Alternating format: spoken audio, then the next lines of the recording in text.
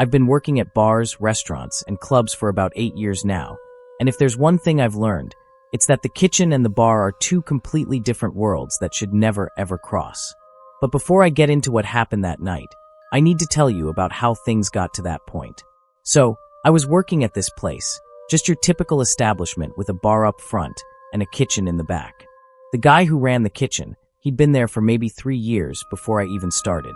Everyone knew him. He was one of those people who seemed normal enough on the surface, but the longer you knew him, the more you realized something was just slightly off. Not in a dangerous way, or at least that's what we all thought. More like he was always trying to prove something. He had this thing about being impressive. Like, he couldn't just do his work and go home. He always needed to be the center of attention somehow. During staff meetings, he'd interrupt with these long stories that nobody asked for. During slow nights, he'd come out from the kitchen and try to chat up customers, telling them about some complicated dish he'd made once or some technique he'd learned. Most people were polite about it, but you could tell they just wanted to enjoy their drinks in peace. And the thing was, he wasn't bad at what he did. He was actually pretty skilled. But he had this need for validation that just never seemed to get satisfied.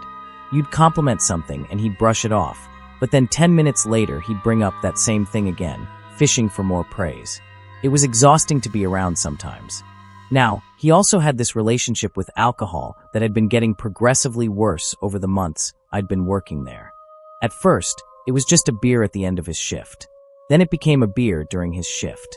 Then it became multiple drinks throughout the night. Management knew, we all knew, but he was good at his work when it mattered, and finding reliable people in this industry is hard, so everyone just kind of looked the other way. There was also this weird competitive thing he had going with me specifically.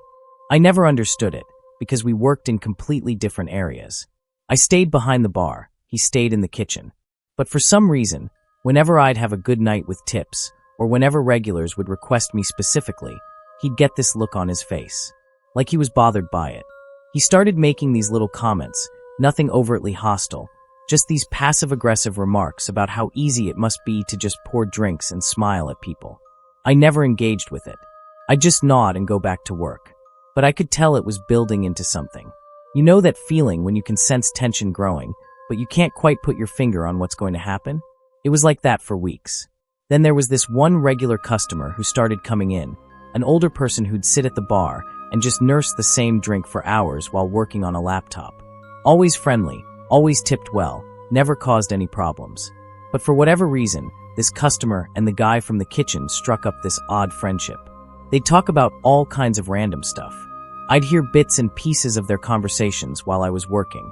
Travel stories, cooking techniques, random philosophy. One night, the customer mentioned something about having seen a performance somewhere. I don't even remember what kind, but it involved some kind of skill demonstration. And the guy from the kitchen got really animated about it. He started talking about how he used to practice certain things, how he had all these abilities that nobody ever got to see because he was always stuck in the back. The customer was encouraging, the way people are when they're being polite, saying things like, "Oh, that sounds interesting, and you should show people sometime." I remember thinking at the time that this encouragement was probably not a great idea, because I knew how he got when people showed interest in his abilities. He'd latch onto it and run with it until it became this whole production. But it wasn't my place to say anything, and honestly, I didn't think much of it beyond that moment. The drinking got worse after that conversation, like something had been triggered in him. He started coming in earlier and earlier before his shifts, already tipsy. He'd be more talkative, more animated, more desperate for attention. The rest of the staff started getting concerned. But again, nobody wanted to be the one to actually address it directly. Then came the night in question. It was late October, so the place had these decorations up, nothing too elaborate, just some stuff to acknowledge the season. It was a busy night. The guy from the kitchen had been drinking since before his shift even started. He kept coming out from the kitchen, more than usual, just standing there, watching people, watching me work. At one point, he stood at the end of the bar for a solid 10 minutes, not saying anything, just observing. It was unnerving. When I asked if he needed something, he just smiled and went back to the kitchen. Around midnight, things were starting to wind down a bit. We had maybe a dozen people scattered around, mostly regulars who liked to close the place out. The guy from the kitchen came out again, but this time he was carrying something. He had 3 knives from the kitchen, these big professional ones, holding them carefully as he walked toward the bar area. He announced, loud enough for everyone to hear, that he wanted to show everyone something. He said he'd been practicing for years and nobody ever got to see what he could do.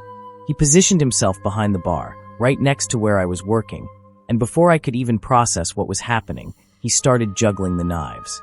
At first, honestly, he wasn't bad at it. The knives were going up and down in this pattern, and he had this huge grin on his face, like he was finally getting the recognition he'd always wanted. A few customers were watching, some amused, some looking uncomfortable. I backed away slowly, trying to figure out how to shut this down without causing a scene. But he was drunk, really drunk, and juggling knives while intoxicated is not something anyone should ever attempt. I watched the pattern start to wobble. His timing was off. The knives weren't going as high as they needed to, and then one of them just slipped through his hand completely. The knife came down blade first and caught his palm, slicing it open from the base of his thumb down to his wrist. The blood started immediately. He stood there for a second, looking at his hand like he couldn't quite understand what had happened. Then the customers started screaming. The thing about the decorations being up was that everyone's first instinct was that this was fake, like it was some kind of elaborate Halloween performance piece. Some people were amazed, saying that everything looked so real, and someone else was actually laughing, thinking it was corn syrup or something. But I was close enough to see that it was absolutely real blood, and there was a lot of it. And here's the truly insane part. He looked at his bleeding hand, looked at the knives still on the counter, and tried to pick them back up. He actually attempted to keep juggling with one hand completely sliced open and blood pouring out. He got one knife in the air before his eyes rolled back, and he just collapsed right there behind the bar. That's when everyone realized it wasn't a stunt. The screaming changed from amused shock to actual panic. I grabbed towels and pressed them against his hand while yelling for someone to call for help. The blood had gotten everywhere, all over the counter, all over me, pooling on the floor. He was completely unconscious, pale as anything. The ambulance came, they took him away. I spent the next 2 hours cleaning blood off every surface behind that bar while giving a statement about what happened. The customers all left. We had to close early. I went home at 3 in the morning with his blood still under my fingernails. He survived, obviously. Got stitches, and he was later fired. Last I heard was that he went rehab. Never saw him again after that night. The bar replaced all the stools and refinished the counter because they couldn't get the stains out completely. And I still work there, still pour drinks, still deal with drunk people every single night.